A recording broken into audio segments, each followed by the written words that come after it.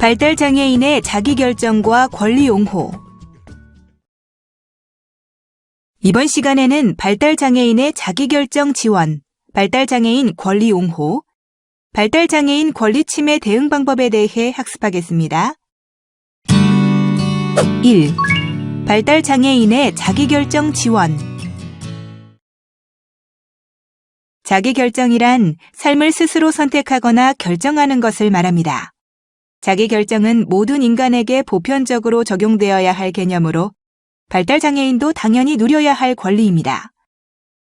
발달장애인은 어디에 살지, 병원에 갈지, 누구와 친하게 지낼지, 어떤 서비스를 이용할지 스스로 선택하고 결정할 수 있습니다. 하지만 발달장애인이 결정하는 데 필요한 정보를 충분히 주고 도와줘야 하며 발달장애인이 스스로 결정하는 게 어려울 때 보호자가 결정하는 것을 도와줄 수 있습니다. 이때 보호자는 발달장애인에게 가장 도움이 되도록 결정해야 합니다. 그럼 성인기에 요구되는 자기결정 사항에는 무엇이 있을까요? 바로 주거 형태, 직업 선택, 평생교육 참여, 지역사회 활동, 복지 서비스 이용 등이 있습니다. 자세히 살펴볼까요? 먼저 일상생활을 할 줄 알아야겠죠. 혼자 살기 위한 지원과 건강을 챙기고 이성교제, 이동, 그리고 자조 모임까지 결정해야 합니다. 그리고 내가 원하는 것을 말할 수 있어야 합니다. 좋아하는 것, 잘하는 것, 잘하고 싶은 것, 앞으로 되고 싶은 것, 이루고 싶은 꿈을 말할 수 있어야 하죠. 필요한 정보도 요청할 수 있어야 하고 여가 시간에 취미 활동을 하거나 여행을 가는 등 여가 생활도 즐길 줄 알아야 합니다. 내가 어떤 집에서 살지도 성인기에 요구되는 자기결정 사항이며 직업도 가져야 합니다. 이번에는 자기결정권에 대한 이해를 돕기 위한 애니메이션을 함께 볼까요? 아이가 말을 잘 듣는다. 아이고, 우리 은혜. 말 참 잘 듣네. 앉자. 먹어. 가만히 있어. 이거 갖고 놀아라. 너무 말 잘 듣는 아이. 그런데 갑자기 으스스하다. 이러다 나중에 자질구레하고 세세한 것까지 지시해야만 할 것 같다. 머리에 꽂아. 위에서 아래로 내려. 스스로 행동할 수 없는 욕구 없는 인간. 안 돼! 놀고 싶으면 놀고, 말고 싶으면 말아. 아이가 가져야 할 자기결정권의 훈련은 그렇게 시작되었다. 예의 바른 집, 저녁 식사에 초대되었다. 신경 쓰이네. 흠잡을 데 없는 정갈한 집. 집에 들어서자 주눅부터 든다. 이 집에는 다운증후군 소녀가 있다. 인사드려라. 안녕. 안녕하세요. 정시민은 조용한 태도와 예의를 갖추고 있다. 장애아를 키우는 부모들에게 정심이 가족은 귀감이 될 만하다. 정말 정심이 잘 키우셨네요. 정심이 아빠가 워낙 엄하셔서요. 예의 바르게 식사를 하고 식사를 끝낸 사람은 거실로 가서 준비된 차와 다과를 즐긴다. 거실로 가시죠. 얼마나 시간이 흘렀을까? 어머, 정심이가 혼자 식탁에 있네요? 어머, 깜빡했네. 정심아, 이제 식사 마쳤으니 내 방으로 가거라. 지시를 기다리던 정심이는 그제서야 자리에서 일어났다. 나는 그날 아무것도 스스로 결정할 수 없게 된 은혜의 예의 바른 13년 후를 경험했다. 은혜야, 근본 없는 울집에 가서 자유를 찾자. 자기결정권의 훈련은 아주 사소한 것부터 시작한다. 아기 때는 사소한 것들이 나이가 들면 선택과 결정의 폭이 넓어진다. 이러한 선택과 결정에 따른 고통과 기쁨을 경험하고 이후에는 중요한 것들을 스스로 결정하는 능력을 갖게 되는 것이다. 저는 일을 하며 독립하고 싶어요. 저는 이 사람과 결혼할 거예요. 자기 결정권의 능력을 갖추기 위해선 꼭 필요한 것이 있어요. 그건 욕구지요. 먹고 싶은, 갖고 싶은, 버리고 싶은 욕구를 가져야 결정은 소중해지는 것. 엄마인 나는 아이 앞에서 얄미운 방관자 노릇을 잘해야 한다. 결정에 대해 나쁜 결과를 갖게 되더라도 믿고 기다리는 느긋함도 필요하다. 오늘도 엄마는 딸에게 삶을 주체적으로 끌어가는 많은 기회를 주고 있다. 2. 발달장애인 권리옹호. 발달장애인의 권리옹호란 발달장애인이 자신의 생각을 남에게 말할 수 있도록 도움을 받을 수 있는 권리를 말합니다. 이러한 권리옹호에는 11가지 차원이 있는데요. 첫째는 대신하여 말하거나 탄원하기입니다. 다른 사람의 명분을 호소하거나 어떤 것에 대해 찬성하는 발언이나 글을 쓴 행위, 공적인 지지를 하는 것으로 타인의 입장을 변하거나 명분을 위해 싸워주는 것이죠. 둘째는 다른 사람을 대표하여 행동하기입니다. 다른 사람의 이익이나 복지를 마치 자신의 것처럼 직접적으로 대표하는 것을 의미하는 것으로 당사자에 대한 적극적인 지지자의 역할을 수행하는 것입니다. 셋째는 권리옹호를 위해 대신 행동하기입니다. 사회적으로 소외된 개인이나 집단의 권리를 옹호하기 위해 그들을 대신하여 권리를 주장하고 행동을 취하는 것이고, 넷째는 변화 촉진하기로 당사자나 집단의 이익을 위해 사회나 지역사회의 조건을 개선하는 활동을 의미합니다. 다섯째는 권리와 서비스에 접근하게 돕기인데요. 서비스 권리에 사람들이 접근할 수 있도록 촉진시키는 것으로 당사자가 정당한 사유 없이 거부당한 상황에서 특정 서비스를 획득할 수 있도록 돕는 활동이며, 여섯째는 조력자이며 동지로서 지원하기입니다. 당사자와 함께 동지로서 행동한다는 것은 당사자가 필요한 서비스를 획득하거나 서비스의 질을 높여주기 위해 자신의 전문성을 당사자의 이익을 위해 활용하는 것으로 협력자의 역할을 의미하는 것입니다. 다음은 영향력과 전술을 활용하기인데요. 옹호자는 정치적 전술가로서의 실천과 기능을 필요로 하고 있으며 당사자의 이익을 위해서 특별한 결정, 법, 정책 등의 영향을 주려는 의도적이고 전술적인 실천 행위이고, 사회정의 보장도 권리옹호의 11가지 차원에 해당합니다. 9번째는 장애인 당사자의 역량을 강화하는 것으로, 당사자의 역량을 강화하는 옹호 활동은 개인이나 지역사회가 힘을 갖도록 하는 방법으로 직접 개인 및 임파워먼트를 통해 개인이나 지역사회의 권리를 주장하는 것입니다. 그리고 당사자의 입장에서 행동하기도 해당하는데, 당사자 입장에서 같은 목적의식을 갖고 당사자가 자신들의 명분을 주장하고 그들의 권리를 획득할 수 있도록 하는 것이며, 마지막은 법적인 기반을 사용하는 것입니다. 2017년 우리나라에도 장애인의 권리를 우선으로 하는 조직인 피플퍼스트가 생겨났습니다. 피플퍼스트는 발달장애인의 권리 보장을 촉구하는 단체로 발달장애인 당사자가 직접 기획하고 진행하며 자신의 권리를 주장하는 대회입니다.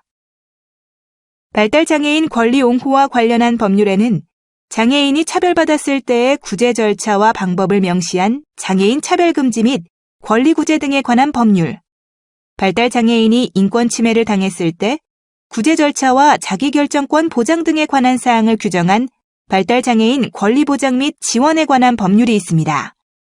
그리고 발달장애인의 권리구제가 필요할 때는 가까운 경찰서나 발달장애 지원센터에 연락해야 합니다.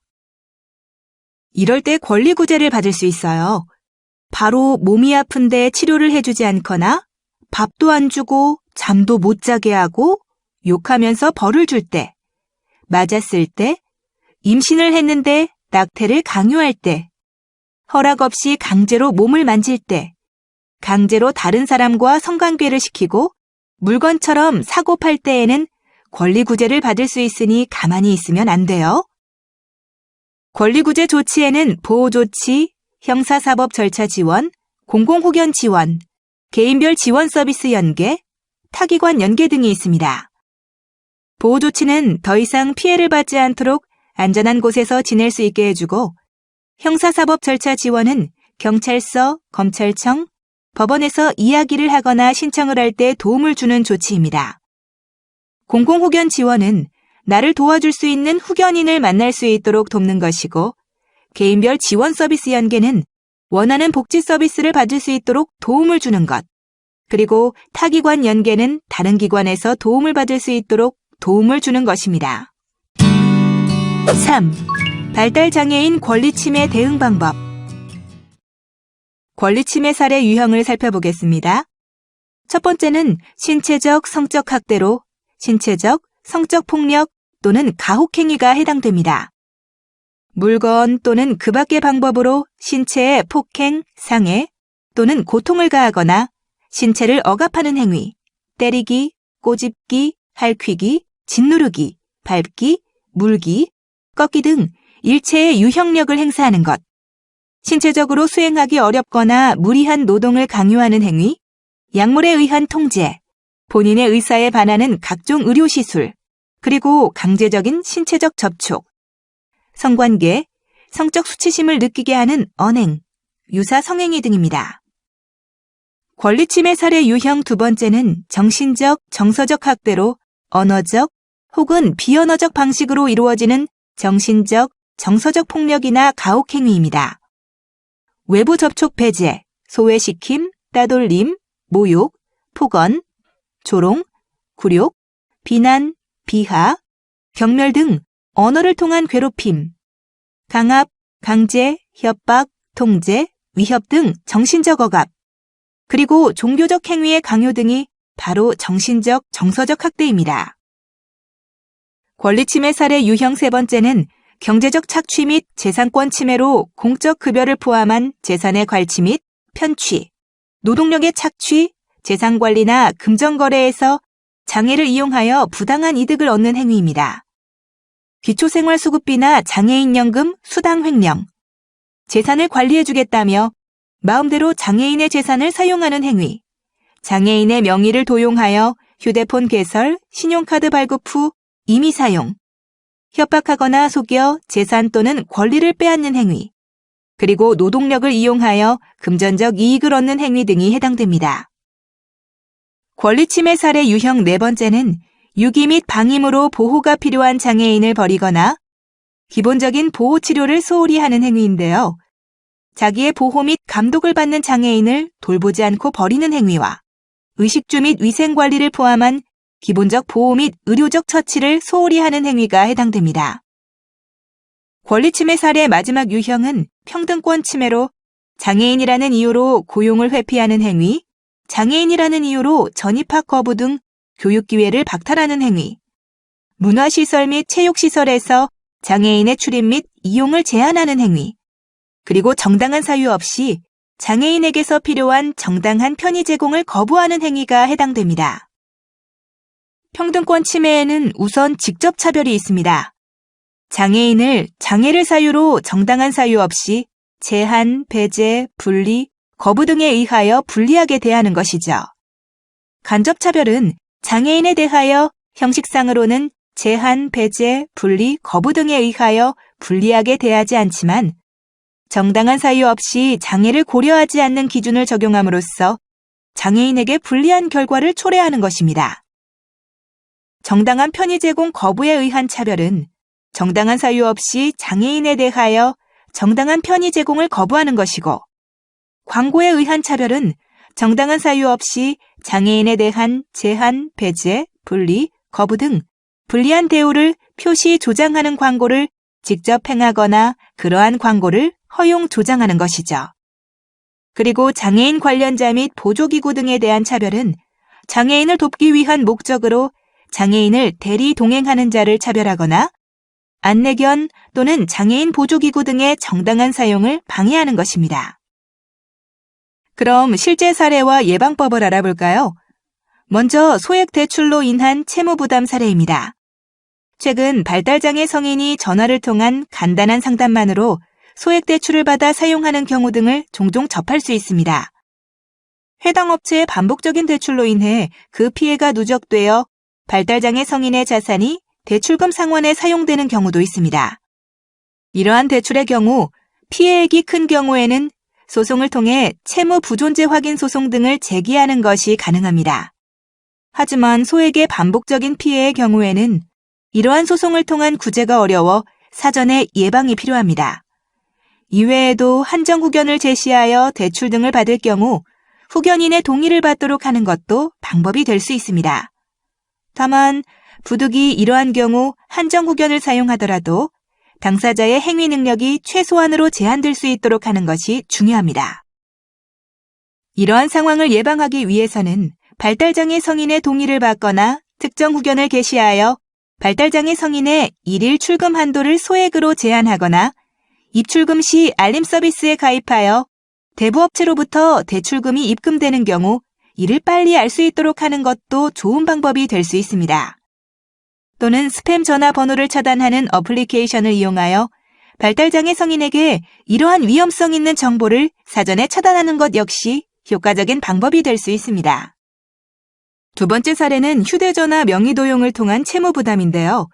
발달장애 성인이 스스로 또는 명의도용에 의해 불필요하게 다수의 이동통신회선을 개설하고 휴대전화를 구입하여 상당한 채무를 부담하는 경우가 종종 발생합니다.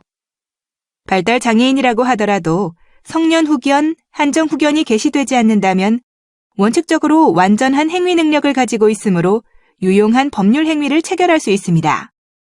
따라서 이렇게 체결한 이동통신 이용 계약 및 휴대전화 구입 계약은 원칙적으로 유효하여 발달장애 성인이 이를 납부해야 하는 부담을 지게 됩니다. 다만 소송을 통해 이러한 계약을 이해할 수 있는 의사 능력이 부족함을 이유로 하여 계약의 무효를 다툴 수도 있습니다. 또한 이러한 피해가 반복적으로 발생하는 경우에는 한정 후견을 제시하여 그 피해를 사전에 막는 것 역시 필요할 수 있습니다.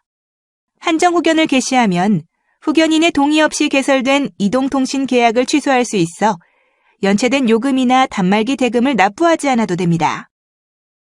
이런 상황을 예방하기 위해서 발달장애인이 다수의 회선을 개설하여 많은 채무를 부담하는 경우 통상 통신사에서는 지급 명령을 법원에 신청하여 연체된 통신료 및 기기 대금에 대하여 발달장애 성인 명의의 재산에 대하여 강제 집행을 하려고 합니다. 이러한 경우에는 일단 이의 신청서를 2주 안에 제출하고 이후 재판에서 다투는 것이 필요합니다. 발달장애 성인이 인권 침해 또는 학대를 당한 것을 발견했을 때에는 다음의 절차로 신고해 주세요. 그리고 신고 전 다음 내용들을 주의해 주세요. 외출하고 돌아온 발달장애인 자녀의 몸에서 학대 결과로 추정되는 멍이나 혈흔 등의 상흔이 발견되었다면 즉시 사진 및 영상 촬영 등을 통해 증거를 확보하시는 것이 좋습니다. 촬영할 때는 상처의 크기 및 정도를 명확히 하기 위해 자 또는 동전 등의 도구를 활용하면 유용합니다. 그리고 피해자의 증언 외에 다른 증거가 없다면 수사기관 및 재판부에서 피해자의 진술이 오염되지 않았는지를 가장 유심히 볼 것이므로 다음 주의사항에 따라 면담을 진행하셔야 합니다. 따라서 발달장애인인 피해자를 면담할 때에는 최초 진술이 오염되면 향후 조사에 난항을 겪을 수 있으므로 유도 질문을 삼가고 최대한 개방형 질문을 통해 상황을 파악해야 합니다. 따라서 면담 장소는 학대 장소가 아닌 곳에서 진행하고 학대 행위자가 장애인인 피해자의 약점을 이용해 거짓 증언을 할 가능성이 높으므로 피해자 또는 목격자의 진술이 확보되지 않은 상황에서 학대 행위자를 먼저 접견하지 말아야 합니다. 또 학대 피해의 정도가 심하거나 추가적인 피해가 우려되는 경우 즉시 경찰에 신고하여 피해자, 가해자 긴급분리 및 응급조치 등 피해자의 안전보호를 가장 중요시해야 하며 객관적 증거 확보가 어려운 경우 섣불리 가해자 등과 면담을 시도하지 말고 수사기관, 국가인권위원회, 장애인 권익옹호기관, 발달장애인 지원센터 등의 조사를 의뢰해야 합니다. 인권침해 신고는 수사기관 112, 국가인권위원회 1331, 장애인 권익옹호기관 1644-8192로 해주세요. 고소, 고발, 진정사건의 경우에는 참고인 진술, 피해자 및 피의자 조사, 대질 조사 후 기소 또는 불기소의 흐름으로 진행됩니다. 인권 침해 또는 학대를 당한 경우 범죄 피해자 지원기관의 도움을 받을 수 있는데요.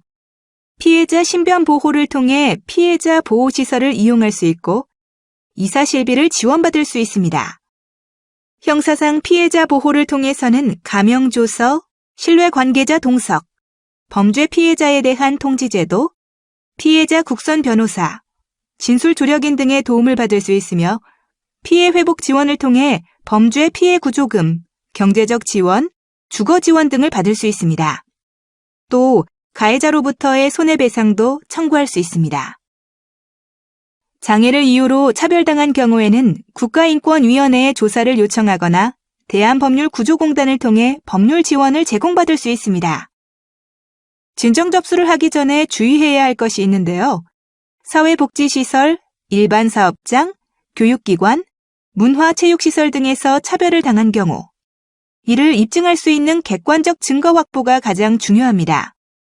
따라서 국가인권위원회 진정 접수 또는 민사소송 이전에 피진정인과의 대화 내용이 담긴 녹음 파일 또는 문서 등 개인 신분으로 취득 가능한 자료는 최대한 확보할 필요가 있습니다.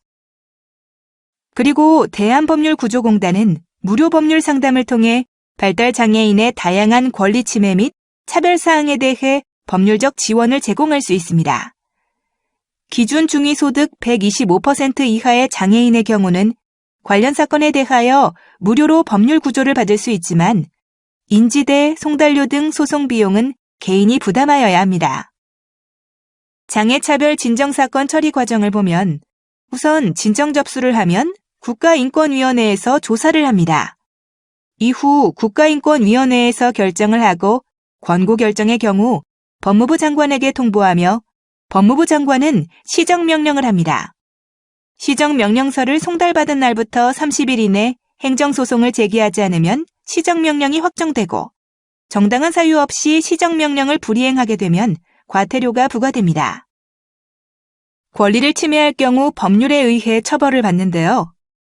장애인 차별금지 및 권리구제 등에 관한 법률에 따르면 악의적 차별 행위를 할 경우 3년 이하의 징역 또는 3천만 원 이하의 벌금이 부과됩니다.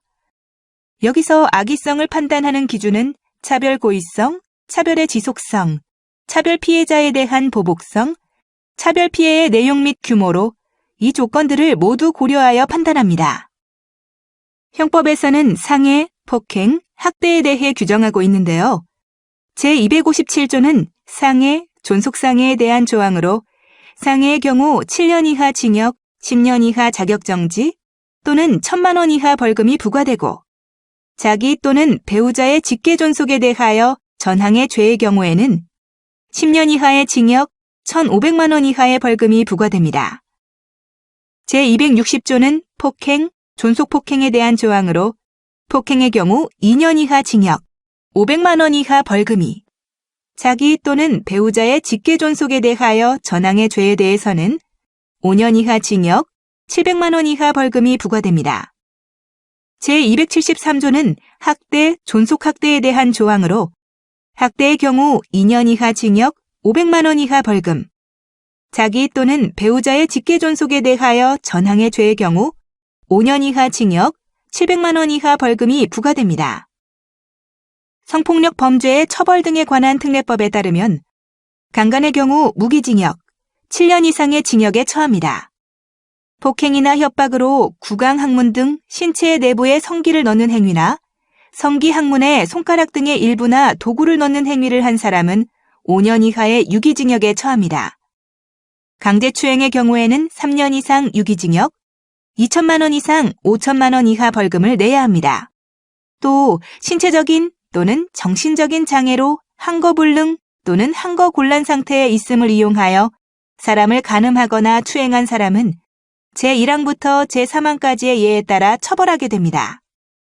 위계 또는 위력으로서 간음한 경우 5년 이상 유기징역, 위계 또는 위력으로서 추행한 경우 1년 이상 유기징역 또는 1,000만 원 이상 3,000만 원 이하 벌금을 내야 합니다. 또한 장애인의 보호, 교육 등을 목적으로 하는 시설의 장 또는 종사자가 보호 감독의 대상인 장애인에 대하여 제1항부터 제6항까지의 죄를 범한 경우에는 그 죄에 정한 형의 2분의 1까지 가중됩니다. 장애인복지법에서는 장애인에게 성적 수치심을 주는 성희롱 및 성폭력을 한 경우 10년 이하 징역, 1억 원 이하의 벌금을 부과하고 신체에 폭행을 가하거나 상해를 입히는 행위를 한 경우에는 5년 이하 징역, 5천만 원 이하 벌금을 부과합니다. 유기, 방임, 구걸 강요, 감금, 정서적 학대를 한 경우에는 5년 이하 징역, 5천만 원 이하 벌금을, 장애인을 위하여 증여 또는 급여된 금품을 목적 외에 사용한 경우에는 3년 이하 징역, 3천만 원 이하의 벌금을 부과합니다. 오늘 학습의 주요 내용을 정리해 보겠습니다. 성인기에 요구되는 자기결정 사항에는 주거 형태, 직업 선택, 평생교육 참여, 지역사회 활동, 복지 서비스 이용 등이 있으며 발달장애인의 권리 옹호는 발달장애인이 자신의 생각을 남에게 말할 수 있도록 도움을 받을 수 있는 권리를 말하는 것입니다. 인권 침해 또는 학대를 당한 것을 발견했을 때에는 다음의 절차로 신고해 주세요. 발달장애인 권리 옹호 및 권리를 침해할 경우에는 다음의 법률에 의해 처벌을 받게 됩니다. 이것으로 학습을 마치겠습니다. 여러분 수고하셨습니다.